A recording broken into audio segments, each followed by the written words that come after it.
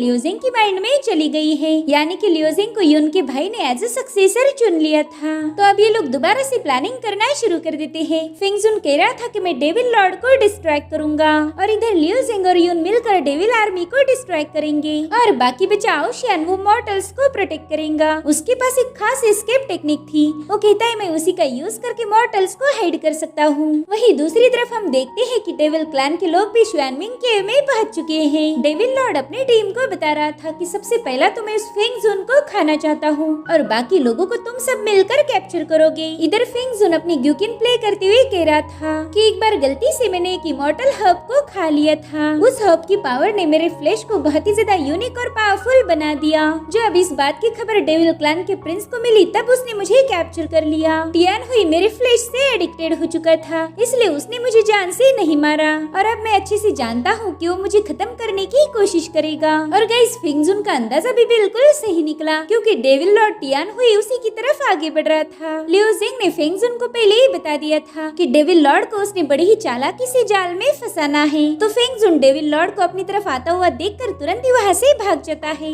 Devil Lord भी बड़ी ही तेजी से उसका पीछा कर रहा था। वो कहता है फिंगजुन इस बार मैं तुझे जिंदा नहीं छोड़ूंगा। पिछली बार तो बस मैंने तेरे हाथ पाँव खाए थे, लेकिन इस बार मैं तुझे पूरी तरीके से फिनिश कर दूंगा। वही दूसरी तरफ हमें शुआनमिंग केव का डीप बोन पेट दिखाया जाता है, जहाँ पर मेंगजोंग अपनी आर्मी लेकर पहुंच चुका था। मेंगटियान कह रहा था कि इस बार तो हम उन ह्यूमंस को बिल्कुल भी भागने नहीं देंगे। सबसे पहला तो हम उनकी टांगे तोड़ देंगे, जिसके बाद ये सभी लोग उस पीठ में कूद जाते हैं। मगर वहाँ पर तो ह्यूमंस का कोई नामो निशान नहीं था, बल्कि इन्हें तो बड़ी बड़ी सेंटीपीड चारों ओर से घेर लेती है। अब उन सेंटीपीड्स को देखते ही मेंगजोंग ने तुरंत ही अपने हैमर समन कर लिए। वो अपनी पावर्स को एक्टिवेट करते हुए कहने लगा कि इन ह्यूमन ने हमें मॉन्स्टर्स के जाल में फंसा दिया है, मगर हम डेविल इतने कमजोर नहीं कि इन मॉन्स्टर्स के हाथों मारे जाएंगे। जिसके बाद वो अपनी जबरदस्त ऑरा रिलीज करते हुए उन सभी सेंटीपीड को एक ही झटके में खत्म कर चुका था। वही दूसरी तरफ हम आउशियान को देखते हैं, जो कि अपने रास्ते में आने वाले सभी मॉन्स्टर्स को खत्म कर रहा था और अब वो अपनी मॉर्टल्स की टीम लेकर डेविल आर्मी के पास आ जाता है। तब तक लियोजिंग भी वहाँ पर पहुंच चुका था। उसने आते ही वहाँ पर एक फॉर्मेशन क्रिएट कर दिया। वेल इस फॉर्मेशन का एक पार्ट है ब्लड सैक्रिफाइस। तो ये सभी लोग अपना ब्लड सैक्रिफाइस करते हुए लियोजिंग को उस फॉर्मेशन को एक्टिवेट करने में मदद करने लगे।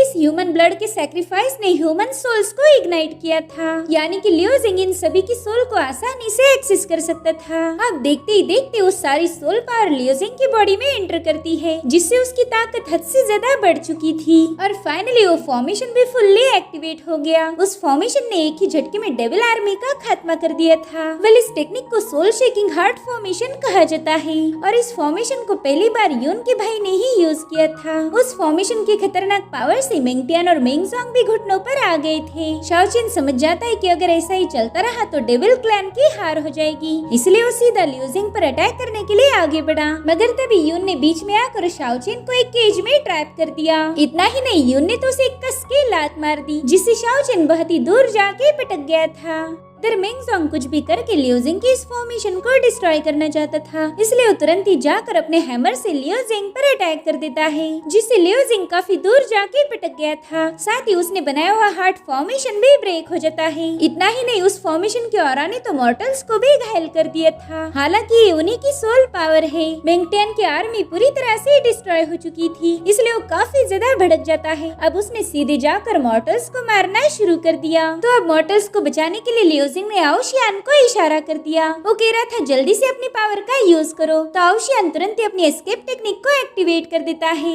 आउशियान ने अपनी स्पेशल मूव का यूज करते हुए वहाँ मौजूद सभी मॉर्टल्स को टेलीपोर्ट करना शुरू कर दिया। अब तो मेंगटियान चाहकर भी उन मॉर्टल्स को मार नहीं सकता था, इसलिए अब वो दोनों मिलकर सीधा लियोजिंग की तरफ आगे बढ़ते हैं। यून को पता था कि लियोजिंग अकेला इन दोनों का मुकाबला नहीं कर पाएगा, इसलिए वो तुरंत ही लियोजिंग की मदद करने के लिए जाने लगी। लेकिन शाओचिन उसका पीछा करने लगता है। उसने बड़ी तेजी से आगे बढ़ते हुए यून पर एक जबरदस्त अटैक कर दिया, जिसे यून अपनी पावरफुल शील्ड बनाकर रोक रही थी। शाओचिन देखता है कि इस अचानक से किए हुए हमले में यून उसके सामने कमजोर पड़ गई है, इसलिए वो तुरंत ही यून को जकड़ना शुरू कर देता है। यून को भी शाओचिन की थंडर पावर की वजह से काफी ज्यादा तकलीफ हो रही थी। इधर शाओचिन यून से कह रहा था कि आज तुम भी मेरे साथ मरोगी। इतना कहकर उसने अपनी दोनों तलवारें अपने ही अंदर घुसा ली। दरअसल वो खुद को सैक्रिफाइस करके यून को मारना चाहता था। इधर यून जैसे तैसे उसके थंडर रोप को ब्रेक करके आजाद हो जाती है, मगर वो देखती है कि शाओचिन की वजह से वहाँ पर लाइटनिंग पावर रिलीज हो रही है, जो कि शाओमिंग केव में मौजूद ट्रू एसेंस के साथ हिट हो रही थी।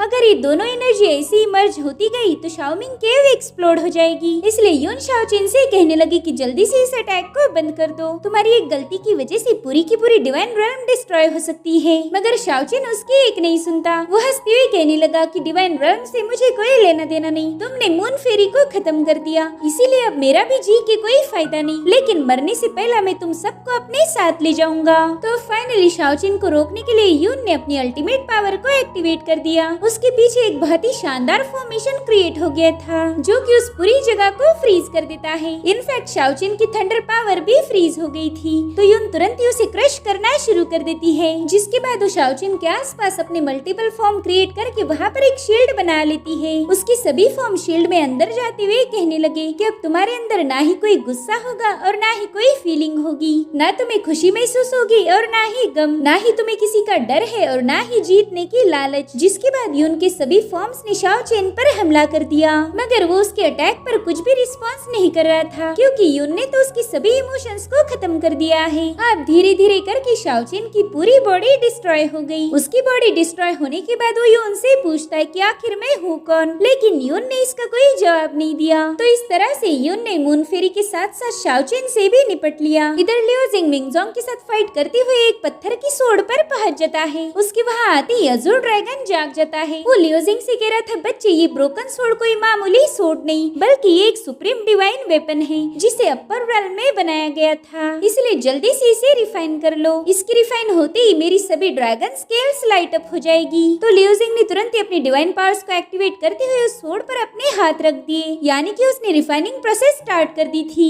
इधर मिंग टियान भी लियो जिंग पर लगातार स्लैश अटैक करने लगा, लेकिन लियो जिंग की बॉडी से निकलने वाली डिवाइन पावर अपने आप उसके अटैक को डिस्ट्रॉय कर देती है। इधर लियो जिंग ने अपनी पूरी ताकत लगाकर उस ब्रोकन सोड पर जमी हुई मिट्टी को हटाकर रियल सोड को बाहर निकाल लिया था, और अब उसी ब्रोकन सोड का यूज करते हुए मिंग टियान पर एक जबरदस्त स्लैश कर देता है, जिससे मिंग टियान काफी पीछे पुश हो जाता है। वो हैरान होकर कहता है कि ये बच्चा सुप्रीम डिवाइन वेपन का यूज कैसे कर पा रहा है। इधर मिंग जोंग को भी लियो जिंग की पावर्स देखकर शॉक लग जाता है, इसलिए वो भी लियो जिंग को रोकने के लिए अपनी अल्टीमेट टेक्निक को एक्टिवेट कर देता है। उसने अपने हैमर का यूज करते हुए वहाँ पर ढेर सारे पावरफुल हैमर क्रिएट कर लिए। वो अपना पाव पटकते हुए कह रहा था कि आज मैं तेरा चूरा बना दूंगा, लेकिन जैसे ही मिंग जोंग के हैमर्स लियो जिंग के पास गए, यून बीच में आ जाती है। वो अपनी पावरफुल शील्ड का यूज करते हुए मिंग जोंग के अटैक को रोक रही थी। मीनवाइल वो लियो जिंग से कहती कि जल्दी से इस सोड को रिफाइन कर लो, और तब तक मैं इन दोनों को रोकने की कोशिश करूंगी। लियो जिंग हैरान होकर यून से पूछने लगा कि आखिर तुम्हें ये बात कैसे पता चली कि मैं इस डिवाइन वेपन को रिफाइन करने वाला हूँ। तो यून कहती है कि तुम्हारे सी ऑफ कॉन्शियसनेस में जो ड्रैगन है उसी ने मुझे इस बारे में बता दिया है, अब जल्दी से उस सोड को रिफाइन कर लो।